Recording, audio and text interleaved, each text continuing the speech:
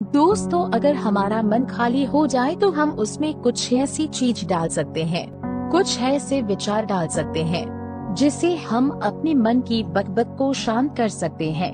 जो विचारों का सैलाब हमारे मन में चलता रहता है, उन्हें हम बहुत अच्छी तरह रोक सकते हैं। और दोस्तों, अगर एक बार मन की बकबक रुक जाए तो फिर हम मन से जो चाहे वह करवा सकते हैं। इसीलिए अगर आप मन की बकबक को शांत करवाना चाहते हो तो इस कहानी को आखिर तक जरूर सुनेगा। एक नगर की बात है। उस नगर में एक नौजवान युवक रहता था। उसका नाम विकास था। उसे एक समस्या थी और उसकी समस्या यह थी कि उसकी मन हर समय भटकते रहता था। उसके मन में हर समय कोई न कोई नकारात्मक विचार चलते रहते थे। उसके मन की बकबक कभी शांत नहीं होती थी। वह जब भी कुछ सोचकर करता तो कुछ अलग ही कर देता। कभी वह अपने अतीत के बारे में सोचकर पछताता था कि काश मैं उस काम को उस समय को कुछ ऐसा कर दिया होता, उस काम को वैसा कर दिया होता। या फिर वह अपने भविष्य के बारे में सोचता रहता और डरता रहता कि कहीं भविष्य में ऐसा हो गया तो क्या होगा, कहीं मैं असफल हो गया तो क्या होगा, अगर मुझसे कोई गलती हो गई तो लोग मेरा मजाक उड़ाना शुरू कर देंगे। और ऐसे ही कई सारे नकारात्मक और असफलता से भरे विचार उसके मन में आते रहते थे। विकास हमेशा ही अपने विचारों में खोया रहता। वह अपने विचारों से मुक्ति पाना चाहता था। विकास चाहता था कि उसके मन में कोई भी फालतू विचार कभी भी न आए, लेकिन हर समय विचारों का सैलाब उसके मन में उठाता ही रहता। इसीलिए जीवन में वह बहुत परेशान हो गया था। फिर एक दिन उसे किसी ने बताया कि यहाँ पास के ही जंगल में एक बौद्ध भिक्षु रहते हैं। उनके पास जाओ, वह तुम्हारी मानसिक समस्या का समाधान अवश्य कर देंगे। यह सुनकर विकास तुरंत ही बौद्ध भिक्षु के पास चला जाता है और अपनी सारी समस्या उन्हें बताता है। बौद्ध भिक्षु भी विकास की बातों को बड़े ही ध्यान से सुन लेते हैं और उसे कहते हैं कि तुम मुझसे क्या जानना चाहते हो। यह सुनकर विकास कहता है, हे गुरुदेव, मैं अपने मन को शांत व खाली करना चाहता हूँ। मैं आपसे यह जानना चाहता हूँ कि मन को खाली व शांत कैसे करते हैं। मेरा मन हर वक्त विचारों से भरा रहता है। मेरा ध्यान एक जगह लग ही नहीं पाता है, जिसके कारण मेरे हर काम में समस्या आ जाती है। मैं एक चीज करता हूँ तो नकारात्मक विचारों के कारण दूसरी चीज पर पहुँच जाता हूँ। मेरा मन एक जगह ठहरता ही नहीं है और यूं ही हर दिन मेरे मन में हजारों विचार चलते रहते हैं। और यह कब होता है, क्यों होता है, मुझे कुछ पता नहीं चलता। बहुत देर बाद मुझे एहसास होता है कि मैं क्या करने बैठा था और मैं क्या कर रहा हूँ। गुरुदेव, मैं अपने मन को विचारों से खाली कर देना चाहता हूँ। मैं चाहता हूँ कि मेरे मन में एक भी विचार न आए। जब मैं चाहूँ तभी मेरे मन में विचार आए।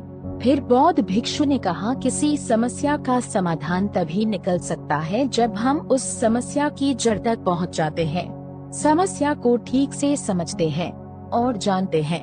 आगे बौद्ध भिक्षु कहते हैं, जिस मन को तुम खाली करना चाहते हो, क्या तुमने उस मन को कभी भी थोड़ा बहुत भी समझा है, जाना है? यह सुनकर विकास ने कहा कि महाराज, मैंने अपने मन को जानने की बहुत कोशिश की है, लेकिन मैं जितना इसके बारे में जानता हूँ मेरा मन उतना ही रहस्यमय हो जाता है। फिर बौद्ध भिक्षु ने युवक को एक घड़ा देते हुए कहा कि जाओ, इस घड़े में छोटे छोटे पत्थर भरकर लेकर आओ। फिर वह युवक वहाँ से चला गया और छोटे छोटे पत्थर भरकर ले आया और उस घड़े को वह बौद्ध भिक्षु के पास रख दिया।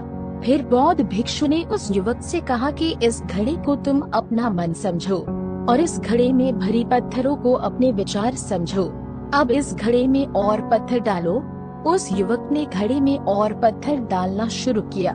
क्योंकि घड़ा पहले से भरा हुआ था, एक दो पत्थर डालने के बाद बाकी सारे पत्थर नीचे गिरने लगे।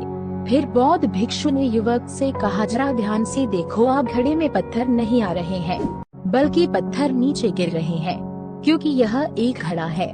जो इसमें आ सकता था वह आ गया। अब इसमें और पत्थर नहीं आएंगे। अगर दूसरे पत्थर डालने हैं तो पहले वाले पत्थरों को निकलना होगा। यह सुनकर युवक ने कहा, गुरुदेव, मैं आपकी बात समझ गया हूँ कि आप मुझे क्या बताना चाहते हैं। हमें अपने मन को विचारों से ही खाली कर देना चाहिए। युवक की यह बात सुनकर बौद्ध भिक्षु मुस्कुराने लगे और कहा, पहले मेरी पूरी बात तो सुन लो, उसके बाद मन को खाली कर लेना। फिर बौद्ध भिक्षु ने युवक को कहा कि हमारा मन एक घड़े के बिल्कुल उल्टा है, क्योंकि घड़े को तुम पत्थरों से भर सकते हो लेकिन मन को विचारों से नहीं भर पाओगे, क्योंकि मन तो हमेशा खाली रहता है। यह सुनकर युवक ने कहा, गुरुदेव मुझे आपकी बातें कुछ समझ नहीं आ रही है। मन अगर खाली रहता है तो फिर हम उसे खाली करना क्यों चाहते हैं? फिर मन को खाली करने की क्या ही आवश्यकता है? फिर बौद्ध भिक्षु ने उससे कहा कि इस घड़े से एक एक करके पत्थरों को बाहर निकालो। युवक ने वैसा ही किया। वह घड़े में से एक एक करके पूरे पत्थरों को बाहर निकलता रहा और ऐसा करते करते अंततः घड़ा खाली हो गया। फिर बौद्ध भिक्षु ने उस युवक से कहा, देखा तुमने, जब एक एक करके तुमने पत्थरों को बाहर निकाला तो यह घड़ा खाली हो गया। अब तुम इस घड़े में कोई भी पत्थर डाल सकते हो, दूसरे पत्थर डाल सकते हो या फिर उन्हीं पत्थरों को दोबारा डाल सकते हो, आधा भर सकते हो या फिर पूरा भी भर सकते हो। फिर वह युवक कहता है, गुरुदेव मैं भी तो यही कह रहा हूँ कि मुझे अपने मन को खाली करना है। यह तो एक पत्थर है, इसे आसानी से निकाला जा सकता है और घड़े को खाली किया जा सकता है, लेकिन गुरुदेव मैं अपने मन को खाली कैसे करूं? फिर बौद्ध भिक्षु ने कहा, इस घड़े में एक पत्थर डालो और दो पत्थर निकालो। यह सुनकर युवक ने कहा, गुरुदेव यह कैसे हो सकता है? जब इस घड़े में एक पत्थर होगा तो एक ही पत्थर निकलेगा, दो कैसे निकलेंगे? फिर बौद्ध भिक्षु ने उससे कहा, ऐसा नहीं हो सकता है, तो ऐसा ही करो कि इस घड़े में दो पत्थर डालो और चार निकालो। युवक ने कहा, महाराज ऐसा कैसे हो सकता है? यह कोई चमत्कारिक घड़ा तो है नहीं कि एक डालो तो दो निकल आएंगे, दो डालो चार निकल आएंगे। यह सुनकर बौद्ध भिक्षु ने कहा, यह घड़ा तो चमत्कारिक नहीं है, लेकिन तुम्हारा मन तो चमत्कारिक है। उसमें से अगर तुम एक विचार बाहर निकलते हो तो उसके साथ दो विचार आते हैं, और जब तुम उन दो विचारों को पढ़ते हो तो उसके साथ चार विचार निकलते हैं, और फिर ऐसा करते करते विचारों की एक लंबी श्रृंखला बन जाती है और फिर तुम कहीं नहीं रुकते, एक के बाद एक विचारों को बढ़ाते जाते हो। यह मिट्टी का घड़ा तो पत्थरों से भर जाएगा, लेकिन तुम्हारा मन कभी नहीं भरता। वह हमेशा खाली है, लेकिन वह खाली नहीं करता। यह मन की माया है कि सब कुछ है लेकिन फिर भी कुछ नहीं। फिर उस युवक ने कहा, गुरुदेव मैं आपकी बात समझ रहा हूँ, लेकिन क्या मैं हमेशा अपने विचारों की जाल में ही फंसा रहूँगा? क्या मन के इस माया जाल से निकलने का कोई रास्ता नहीं है?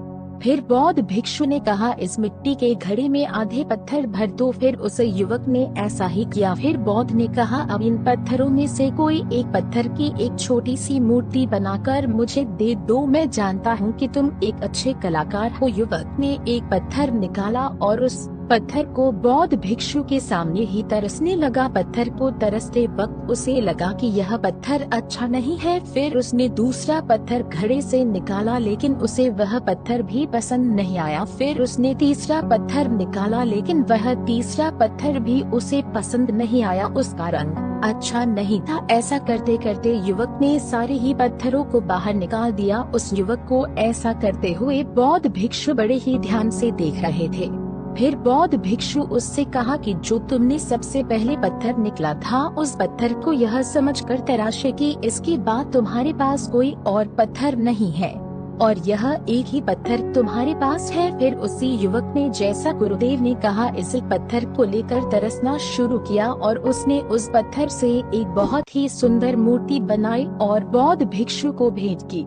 और बौद्ध भिक्षु से कहा, गुरुदेव इस पत्थर से इतनी सुंदर मूर्ति बन सकती थी, मैं यह सोच भी नहीं सकता था। उस युवक की बात सुनकर बौद्ध भिक्षु ने कहा कि जब तुम्हारे पास और कोई दूसरा विकल्प नहीं होता है, तब हम उस विकल्प में ही संपूर्ण ऊर्जा लगते हैं और उसी को सबसे बेहतर बनाते हैं।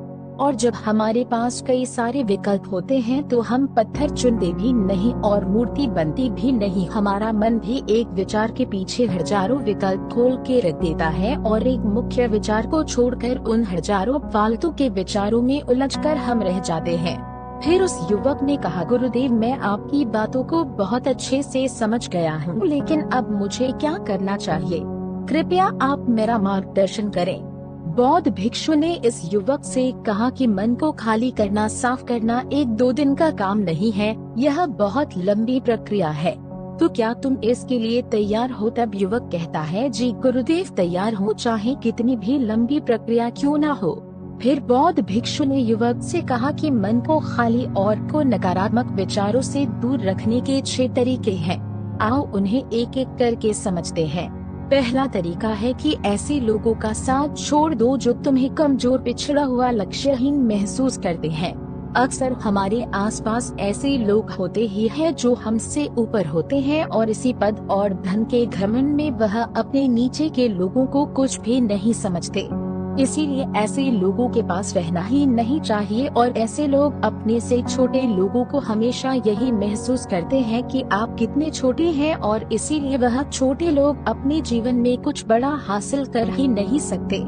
इसके अलावा कई बार हमारे मित्र और घर परिवार के सदस्य भी ऐसे होते हैं जो अक्सर हमें छोटा महसूस करते हैं, हमें नीचा दिखाने की कोशिश करते हैं, लोगों के सामने हमारा मजाक बनाते हैं।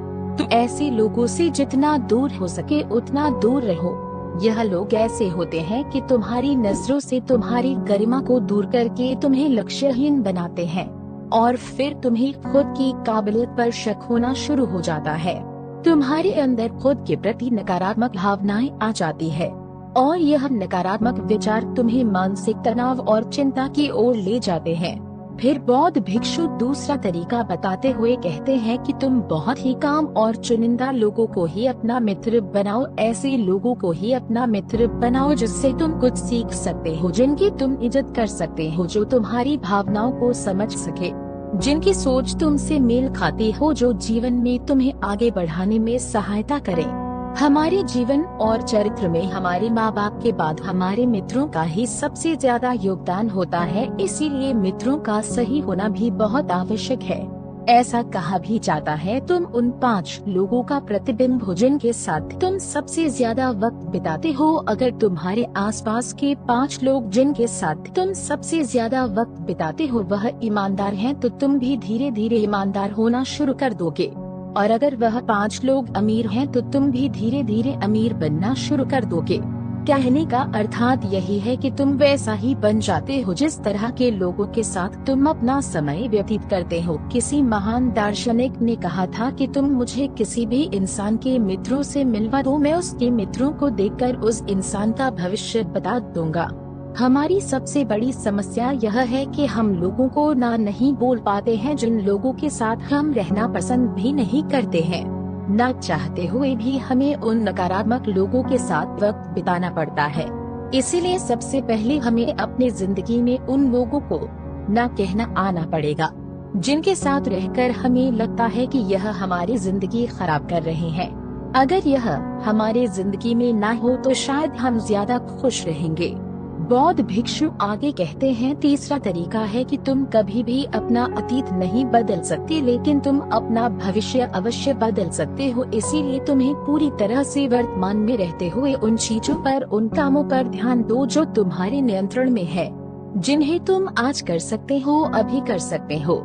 बौद्ध भिक्षु कहते हैं, मेरी एक बात हमेशा याद रखना, केवल वर्तमान में रहकर भविष्य को संवारा जा सकता है, अतीत में रहकर नहीं। इसीलिए वर्तमान में जीने की आदत डालो। चौथा तरीका है कि तुम स्वस्थ और पौष्टिक खाना खाओ।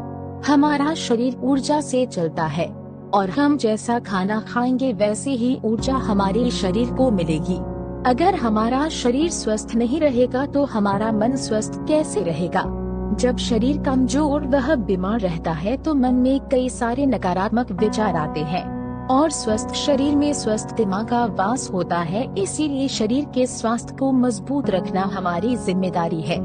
बौद्ध भिक्षु कहते हैं कि पांचवा तरीका यह है कि रोज ध्यान करो। ध्यान करने का सबसे उपयुक्त समय सुबह या फिर रात को सोने से पहले होता है, लेकिन अगर तुम्हें ध्यान में गहरा जाना है तो सबसे उपयुक्त समय रात का ही होता है।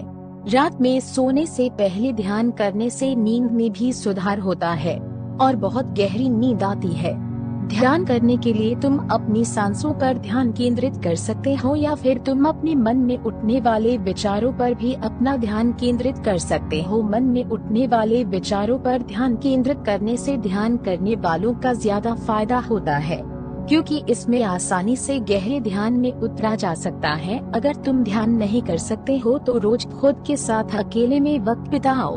खुद के व्यवहार को समझो, देखने की कोशिश करो कि मन में किस तरह के विचार उठ रहे हैं। और क्यों उठ रहे हैं।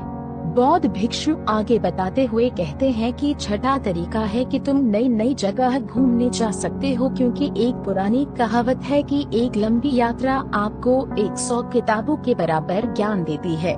गौतम बुद्ध अपने जीवन काल में 9 महीने लगातार घूम रहे थे। उनके भ्रमण करने का यही कारण था कि कई जगह जाने से ज्ञान की प्राप्ति के साथ साथ मन को एक नयापन भी प्राप्त होता है। नई जगह घूमने जाने पर हमारा मन उत्साहित रहता है। बौद्ध भिक्षु कहते हैं, मन के जाल में कभी मत फांसो, मन को खाली करने की कोशिश मत करो, जीवन में ध्यान करना सीखो, अपने ज्ञान को केंद्रित करो, अपने ध्यान में एकाग्रता लाओ और जीवन में जो कर रहे हो उसे पूरी मेहनत के साथ अंतिम समझकर करो। उस काम को ऐसे करो कि उसके बाद तुम्हें और कुछ नहीं करना है, और जब फिर दूसरे विचार पर कार्य करो तो बस उसी पर कार्य करो, किसी तीसरी विचार पर नहीं। मन के मायाजाल से निकलना इतना आसान नहीं, लेकिन ध्यान करने से सब कुछ पाया जा सकता है। दोस्तों, आशा करते हैं आज के इस कहानी से आपने जरूर कुछ ना कुछ मूल्यवान सीखा होगा। कहानी अच्छी लगी हो तो वीडियो को एक लाइक और चैनल को सब्सक्राइब जरूर कर दीजिएगा।